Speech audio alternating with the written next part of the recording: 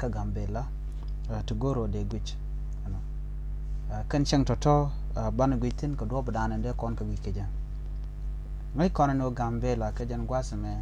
cha chek cha ja kwanya jala kwera nyama ka cha kwera rawde cha jala la wut la nuar Dr. Galwaron jel jaram dan la kweren merawde Miss Alemitu umot jala kwera nyama na rewida ka jan gwasme tama tega ne to rach ka berno gorko no bikamal bikane yar ke bikanta dana te Gambel ke je bikane yar kana me enta me ngui kono men go dong de mal de je yar ke je jede te kane de konde la cabinet ni tin kon tin te kel antama ka parliament ko kane de kono shawoj mot kana tan koi te kan kane tin kon ro ken kuma kel kane to kan ka woj ka tre kuma ka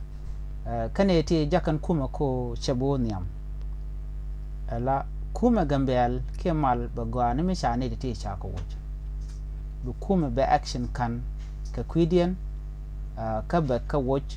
ka ba ne te jidene ba galat gonna ken jando dan du mal ben ka ja ko kane te kan keling kane te golden content jar ke Gambela Gambela ne ko la right ne long ka kwi mal ka ke mane kane te ko la right ko de Gambela te ka mal dundo ne ko ken shirka kan ne ko na politician ne ke kwar a cika rage kwi malka ana mo jaga Gambela ko ba ken shabore malka ka jan gwasmen tama me shi kwadang ro shi ko wi ko am ko kan kwadang ro shi kan kwamni kan ga tum kan ka shi kan lati kan to ko gor do dan de mal de jatu wano je men de mal da ben ya Gambela duno tama te ken kan bar ke anyak ti jang ne ken ko bi ka mal bi kan yar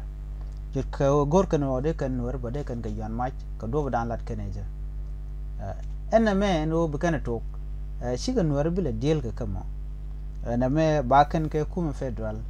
ko kan kwadang ro kwan ke Dr. Abiy Ahmed prime minister dung Ethiopia jan kwan kamo shi ga kwan ji Gambel ka shi kwan ne de kontin la kwaran pa jen kwar pa jen la dien top kan kwar karwade top kana kwar dundo tele ka lwang ko de ka radio de kana kwany ajen menen yana tama cha kwadang ro cha kwany me wo ka disa baba chikan ngaje no ba ka woch surprise njen ko cha jo ne konte Gambela cha jo din cha jene antamen biya ngai ke jen gwas me jeno bar tikan ga ko kin lat ken ke te jekte de ko mete Gambela de kan yar dundo kan use kan ideal ko ken bina ko mun kan kana kontok ngode china bo rajalong dundo da o de jangaje no ngoto ko de kuma man pay kwany de ke no mare Gambel ko ci Gambel je de te ka rala nyok jenda na goro no de nyoga ye kele na me ka kwi Gambela ka kwi kware en go ci kan la de ni kan tok ka je lat jogo me be bi kan lat ke le bi kan kan bu ko de yalla kontin nyon na Gambela bi kan kare yalla ka ba kuma ba nyoko yalla ka gwa be mal ba ci ten ka Gambela jenda na goro no de nyoga ye kel an ban je ko mo de en bi atamal